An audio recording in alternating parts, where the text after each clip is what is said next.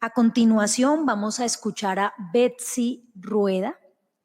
Ahí mismo puedes activar tu micrófono.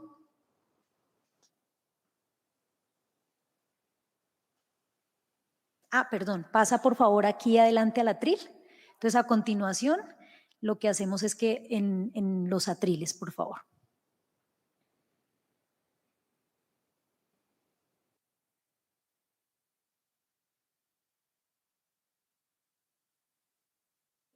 Ahí ya está activado.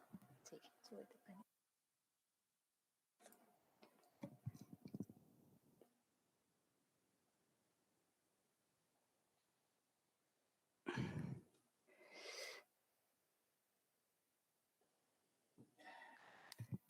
Un cordial saludo al doctor Bayona, a la doctora Marta Alfonso, al doctor viceministro Luis Alberto y a la doctora Ana María y a toda la audiencia que hoy nos acompañan.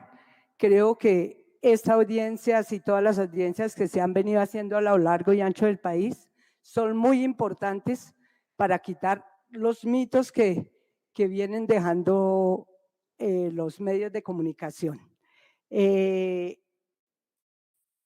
decirles que yo hago parte, soy directora de la Fundación Fe con Vida de fibrosis quística, que lucha por calidad de pacientes por esta patología, pero además hago parte de la Octava Papeleta, una organización social que viene caminando desde los decretos de emergencia por el derecho fundamental a la salud. Hacemos parte del Comité de Impulso de la Cumbre Social y Política, en el cual hemos venido participando y con el cual tengo que decir que se ha sacado un comunicado donde contamos cómo fue el proceso de la cumbre. El proceso de la cumbre se hizo a lo largo y ancho del país, se hizo por territorio, por regiones, y en el 2021, en noviembre, el 6 y 7, se hizo el gran encuentro nacional, donde fueron invitados todas las organizaciones sociales de pacientes, académicas, científicas, y un tanque de pensamiento que es el impulsor también de esta reforma, que hace el seguimiento a la sentencia T760. No puedo dejar de mencionar a una gran líder que estuvo en el Ministerio de Salud y que se puso la camiseta realmente por esta Colombia profunda, donde no hay ni centros de salud, incluso aquí en la capital de la República, uno encuentra sitios aislados donde no llegan ni los médicos, y el paseo de la muerte ha sido un síntoma de este sistema. Por tal motivo, quiero decirles que en ese encuentro del 6 y 7 estuvieron también invitados todos los en ese momento candidatos a la presidencia de la República para que conocieran un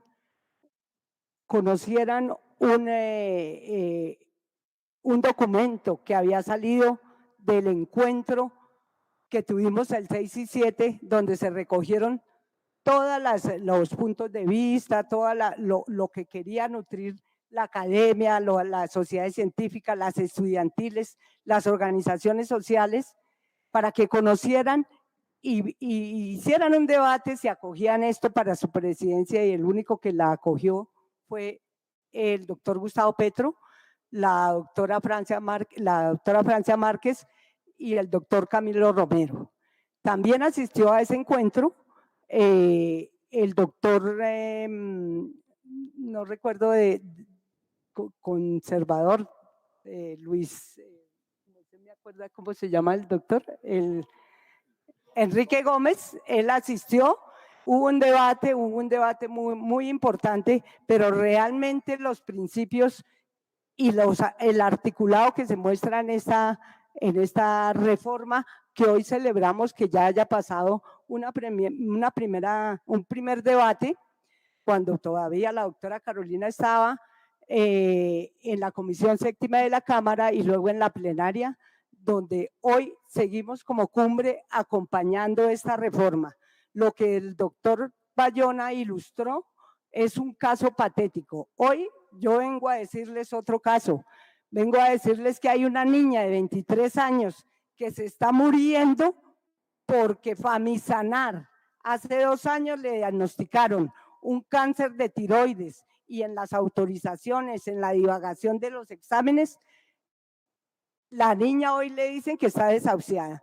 Entonces, este es el sistema que queremos. Nosotros queremos un sistema que llegue a toda la Colombia, no solamente a los que estamos en Bogotá y en los mejores sitios de Bogotá.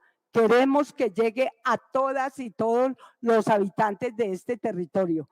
Queremos centros de atención donde tengamos acceso y donde realmente podamos acceder sin autorizaciones. No, ¿por qué tenemos que someternos a las autorizaciones? Yo creo que no hay, eso es ponerle barrera de acceso a los pacientes y además la autonomía médica queda entonces en interrogación, porque como un médico que ordena unos exámenes no pueden ser directamente realizados por el paciente. Yo creo que esta reforma sí nos da una salida y la acompañamos desde Octava Papeleta, desde la Fundación Fe con Vida y de la Cumbre Social y Política. Gracias.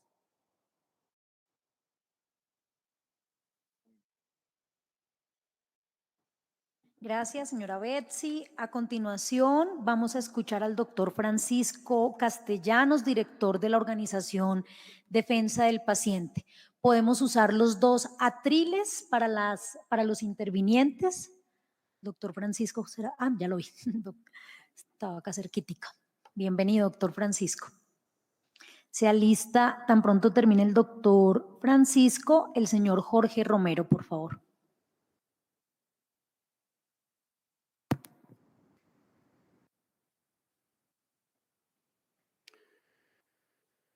Buenos días a todos y todas las presentes, con un saludo especial y agradecimiento a quienes convocaron esta audiencia, a usted, doctora Marta Alfonso, y a la doctora Ana María Soleive.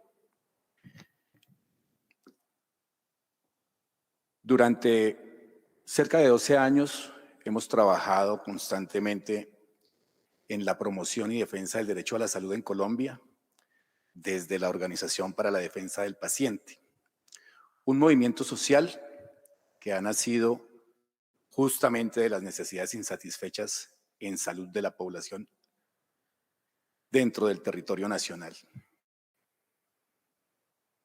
Sea la oportunidad aquí para expresar que quien les habla no tiene ningún tipo de conflicto de interés en el ejercicio de la defensa del derecho a la salud.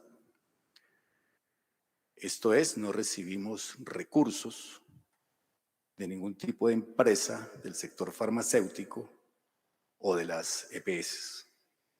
Hago esta aclaración porque se ha permeado alguna información errónea en ese sentido y nuestro trabajo no está permeado por ningún tipo de empresa y defendemos el derecho a la salud desde un enfoque de derechos y no agenciando intereses económicos de empresas del sector, como lo vienen haciendo otro tipo de organizaciones que no defienden a las personas y a los usuarios del sistema de salud, sino que defienden a este tipo de empresas de manera soterrada.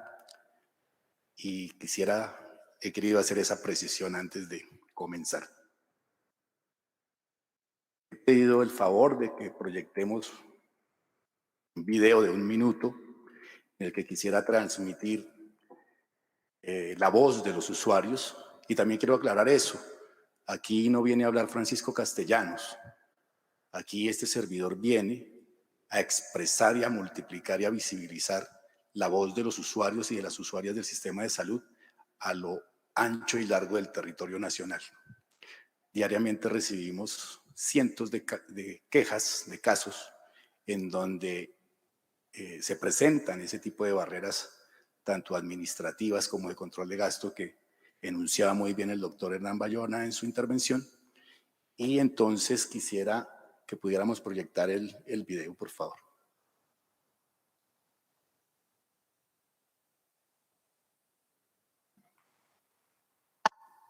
Y la Superintendencia de Salud recibe en promedio cada mes 38.000 quejas y reclamos por fallas en prestación de los servicios médicos.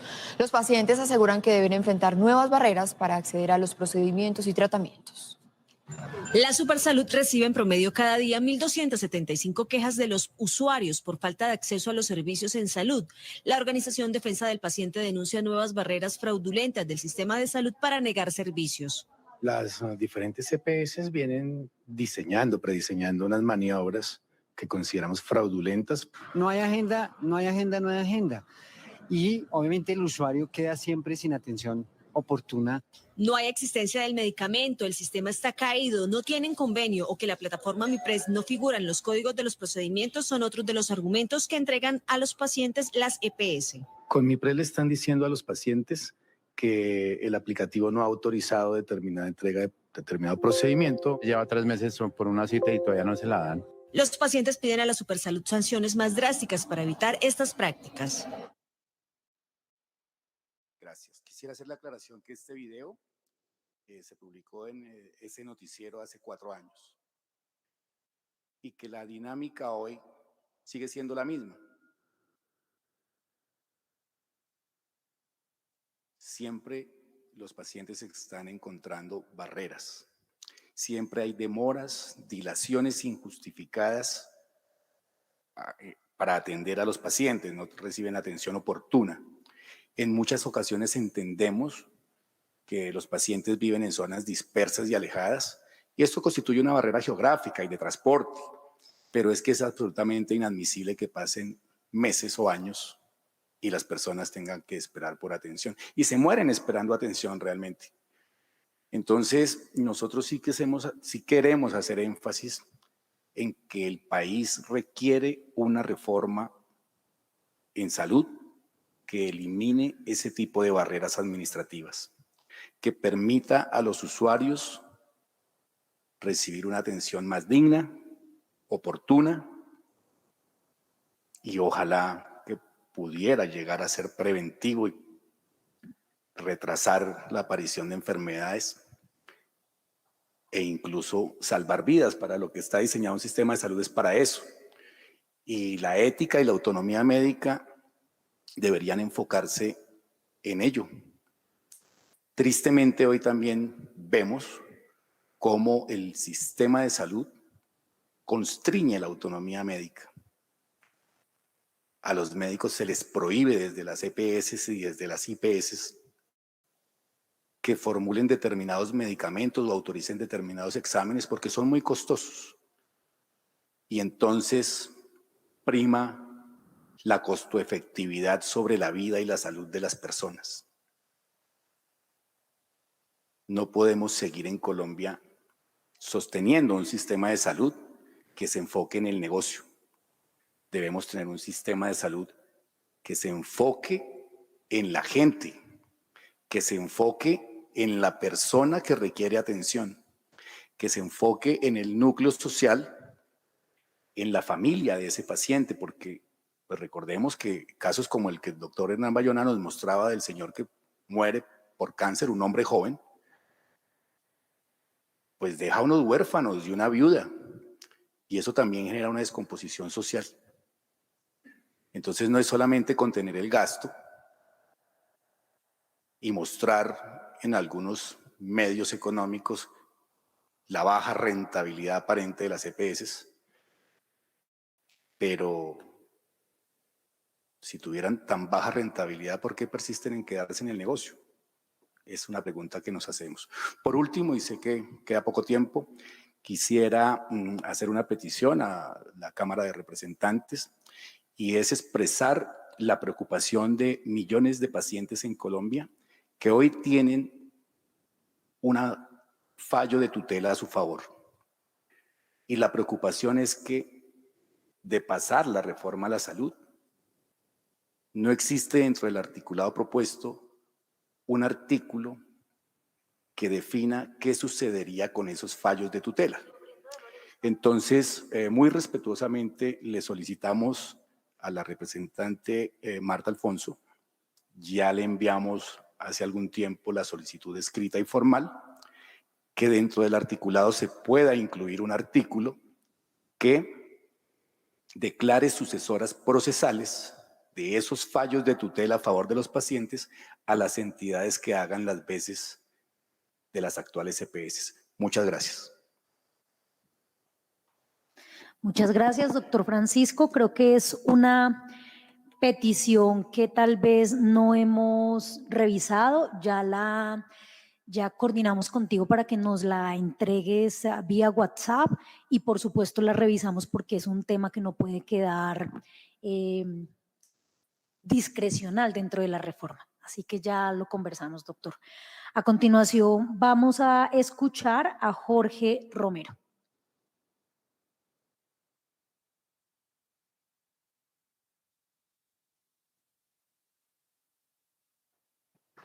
Muy buenos días para todos y todas.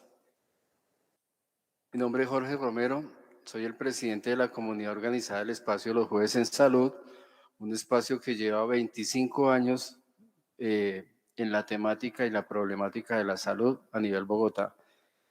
Represento un comité de control social y veeduría ciudadana a nivel nacional, del cual me llegan casos todos los días de pacientes, que lo que estaba comentando aquí el doctor, yo creo que ya eso es la repetición de la repetidera y es el pan de cada día.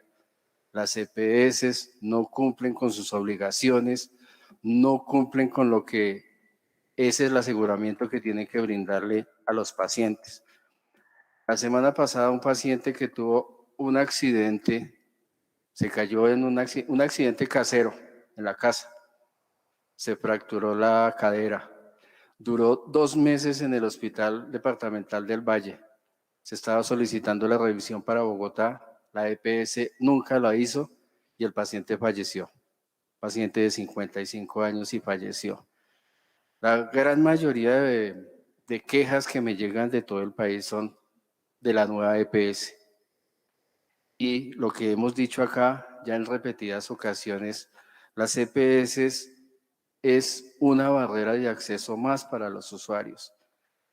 Las autorizaciones definitivamente se deben acabar. Llevamos más de 10 años solicitándolo. Desde la reforma estructural de la salud, cuando salió la ley 1438, hemos pedido que las autorizaciones se acaben. ¿Por qué? Porque es que es una barrera más de acceso para un paciente. Hace 10 minutos me estaban escribiendo un paciente de San José del Guaviare, escasos recursos económicos. Tienen que traerlo para Bogotá, 6 quimioterapias, le hicieron 2 y a la tercera vino acá hasta Bogotá, aquí a Teusaquillo, y le dijeron que no se la podían hacer, que la EPS lo llamaba, que se volviera para su tierra y lleva 20 días esperando que le hagan esa llamada. Y así sucesivamente son muchos los casos que en esta reforma a la salud la respaldo totalmente. ¿Por qué? Porque hace muchos años venimos recogiendo las problemáticas de los diferentes sectores a nivel país y son las que están plasmadas en este documento. Por eso debemos como comunidad, como sociedad, hacer las aclaraciones a las personas en la calle, hacer las aclaraciones a las comunidades que son las que en este momento están mal informadas desde el año pasado cuando empezó este proceso, porque lo primero que le dijeron a la gente es, van a acabar las EPS, yo me voy a morir y no estaba afiliado a ninguna EPS. Entonces, la idea es que nosotros debemos, y lo que hemos realizado y lo que estamos haciendo por todo el país, es ese ejercicio.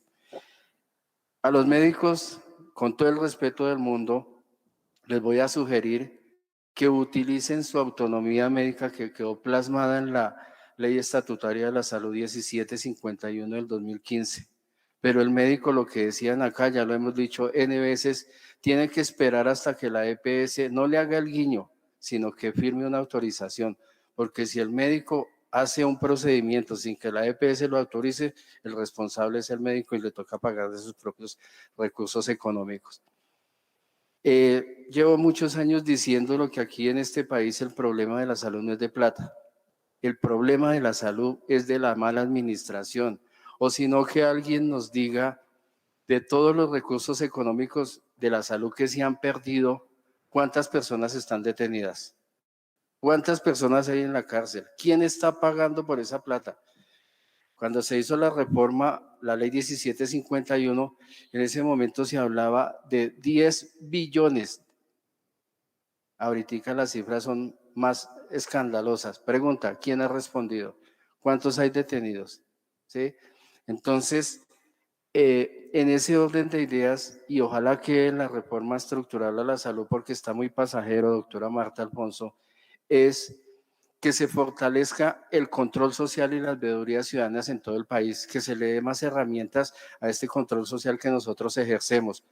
Nosotros como control social y como veeduría ciudadana, como dice la ley 850 del 2003, lo único que hacemos es decirle a las entidades y a los entes de control, investiguen y verifiquen porque nosotros no podemos hacer más nada. No lo hace la Defensoría del Pueblo, no lo hace la Procuraduría General de la Nación y con todo el respeto a la Supersalud, no deberían estarse incrementando las quejas, deberían estar acabándose las quejas, porque yo no puedo estar diciendo, tengo 1.000 o 2.000 quejas que me llegaron diarias. Lo importante sería para el pueblo colombiano que dijera, ya no hay quejas en la Supersalud, porque a todo el mundo lo están atendiendo. Muchas gracias por la participación. A ti, Jorge, muchas gracias. Quiero contarte que dentro de la reforma hay un artículo específico en el marco del capítulo de inspección, vigilancia y control que fortalece las capacidades de la Superintendencia Nacional de Salud para este tema de inspección, vigilancia y control. Hay un artículo específico que se ha incluido y se ha fortalecido, creo yo, en el trámite legislativo, que habla de fortalecer una red nacional de veedurías sociales en salud.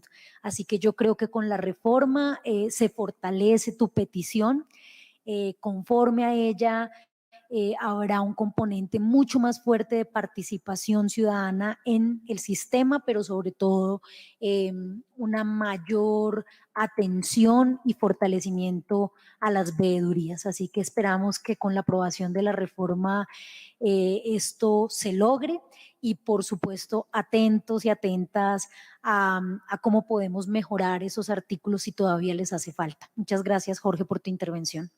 A continuación, escuchamos a Karen, veedora en salud desde Riohacha. Vamos a ver si está conectada. Hay también personas conectadas. Se está transmitiendo esta audiencia a través del canal de YouTube de la Cámara de Representantes. Estamos difundiendo por nuestras redes también para que ustedes ayuden también a que la gente de las regiones pueda conectarse a esta audiencia. Y Andrés, quisiera pedirte el favor si puedes verificar si Karen desde Riohacha está conectada. Listo. Entonces, por favor, abrimos micrófono para que Karen desde Riohacha, como veedora en salud, pueda intervenir. Muchas gracias. Muy buenas, ¿me escuchan? Te escuchamos, Karen, gracias. Muy buenas, mi nombre es Karen de Luque, soy madre cabeza de hogar de un niño en condición de discapacidad, pero también soy lideresa, firmante del Pacto Histórico y también hago parte del primer Sindicato Nacional de Cuidadores del país. Dirijo una fundación de más de 80 mujeres de niños en condición de discapacidad y quería aprovechar esta oportunidad para contarle un poco de mi historia, pero sin dejar de lado, porque sé que el tiempo es corto, la problemática que tenemos todos los cuidadores a nivel nacional. Primero, Allen es un niño víctima de violencia obstétrica que solo tuvo su diagnóstico de síndrome de Angelman hasta los 7 años. Luego por la problemática de la EPS me fui para Cuba, ya que el niño tiene doble nacionalidad. Teniendo en cuenta de que cuando uno tiene un hijo sano y tiene un hijo con discapacidad, el sano corre el riesgo a quedar en la calle o a entrar en procesos de droga.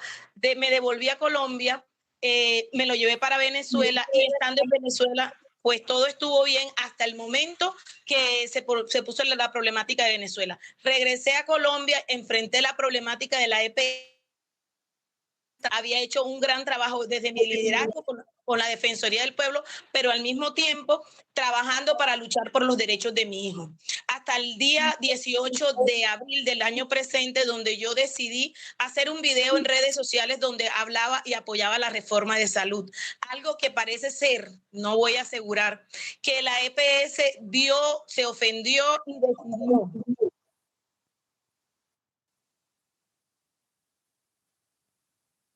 retirar el servicio que se encontraba pago aquí en la ciudad de Medellín, donde me encuentro ahora mismo, porque mi hijo tuvo una cirugía de retiro de clavos.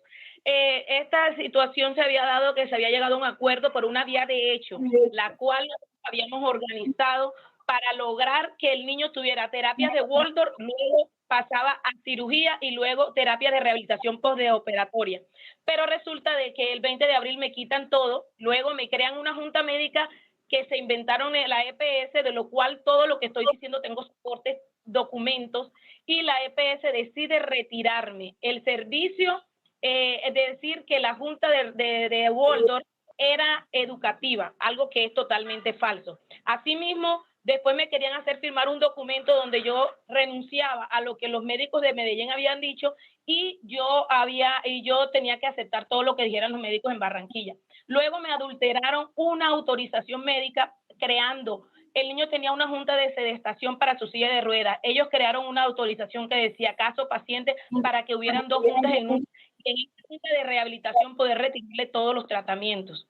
Asimismo, me negué y los amenacé que iba a hacer esto público, y luego de eso, a mi regreso, decidí, cuando llegó la Supersalud de Bogotá, aclaro, la Supersalud de Bogotá logró que se diera la orden de cirugía, la orden de la silla de ruedas, y esto ocasionó que la EPS me entutelara por todos los videos y todas las denuncias públicas que yo había hecho. Creo ser la primera mujer en Colombia entutelada, la primera líder entutelada por el buen nombre, donde se está pasando por encima de la salud de una persona, de la vida de una persona, pero para las EPS es más importante la salud.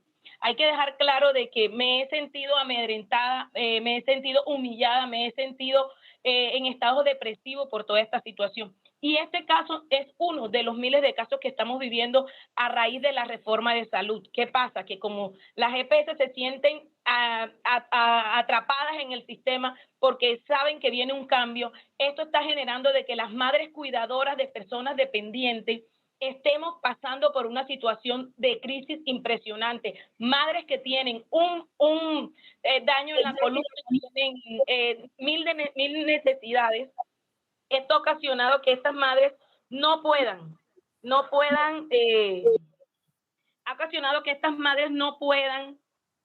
lograr tener un servicio de salud integral, y les quitan las cuidadoras, les quitan las enfermeras de apoyo.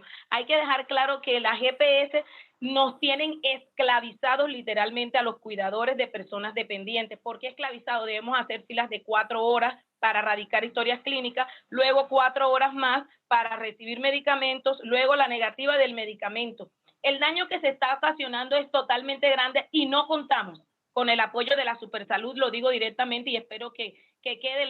Desafortunadamente no he tenido la oportunidad de conocer al ministro, porque siempre que hay espacios, pues siempre manda una persona que se quede encargada, y con todo respeto le voy a decir, teniendo la Supersalud una intervención directa por este caso de Allen José Rodríguez, que quede claro, la Supersalud no ha hecho absolutamente nada. Debemos esperar que el paciente decaiga. La EPS dejó al niño sin medicamento por 11 días, un niño que tiene un certificado que garantiza que su vida puede morir, que él puede morir si no recibe los medicamentos a tiempo. Aún así, la Supersalud solamente soluciona casos puntuales, como cuál.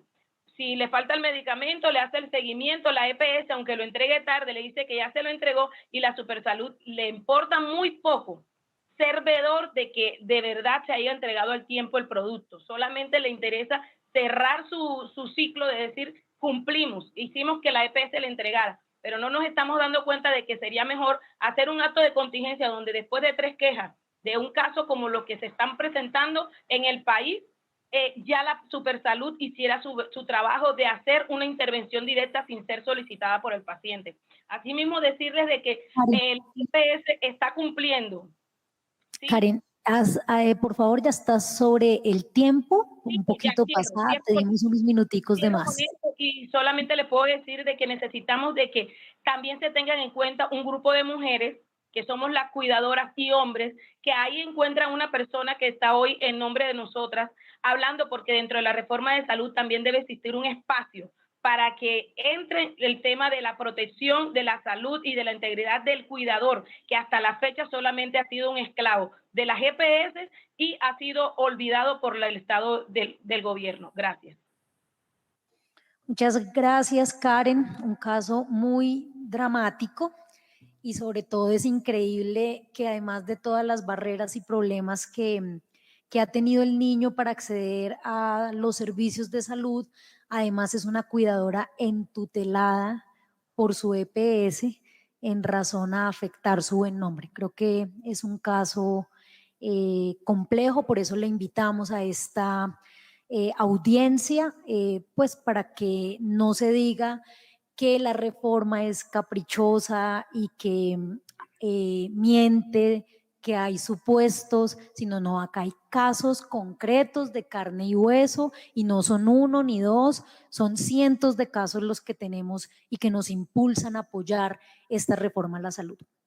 A continuación vamos a escuchar a Fabio Serna del movimiento Octava Papeleta.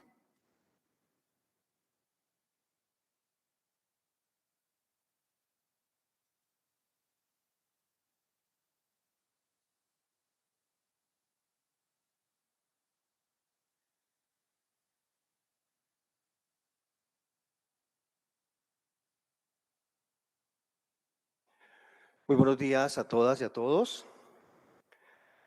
De parte de quienes conformamos el movimiento social Octava Papeleta por la Salud y la Seguridad Social como derechos fundamentales, un saludo fraterno a quienes luchan diariamente para que la salud en este país sea un derecho y no un negocio.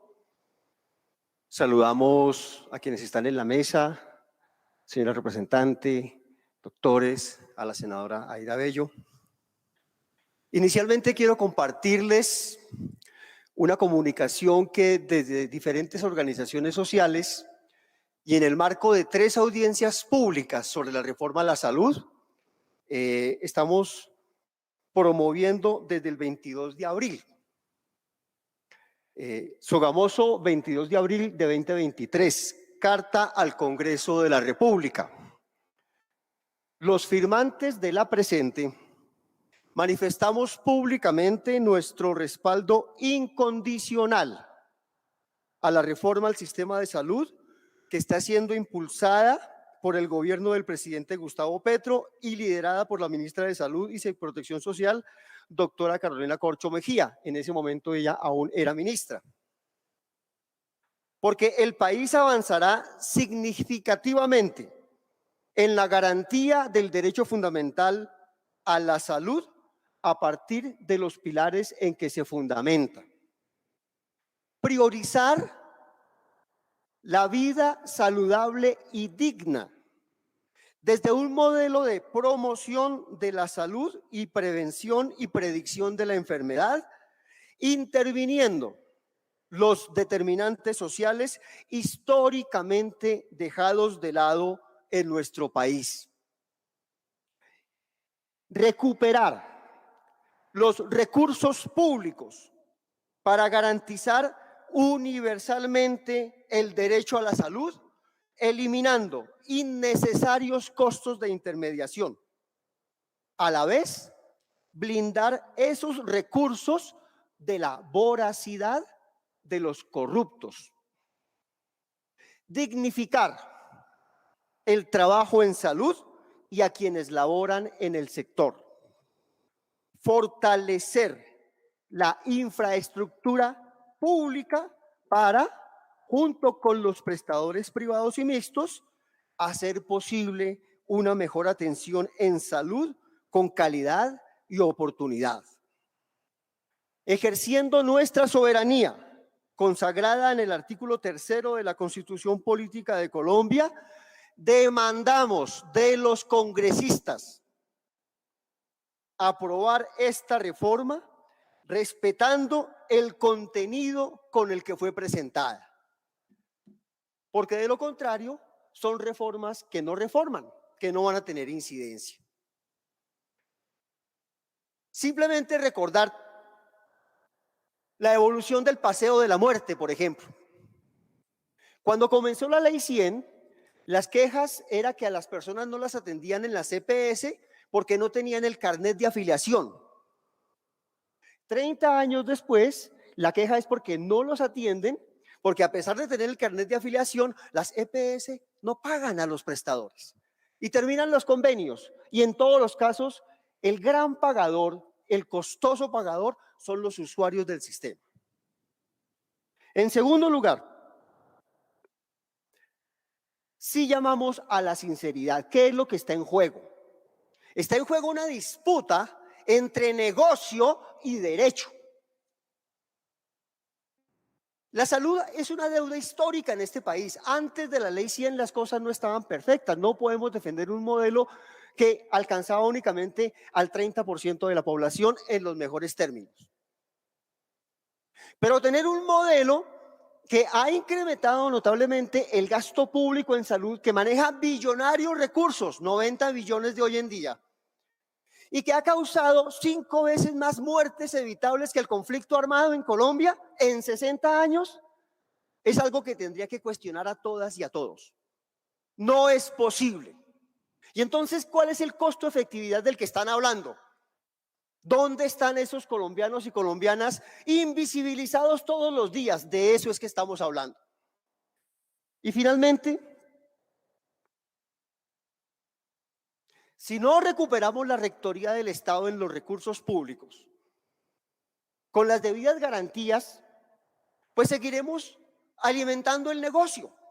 Y eso es algo que no se debe permitir.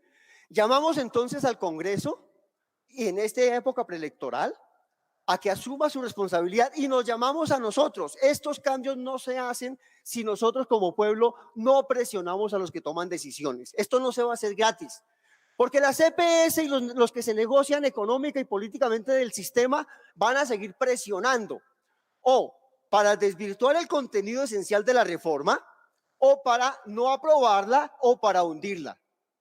Muchas gracias.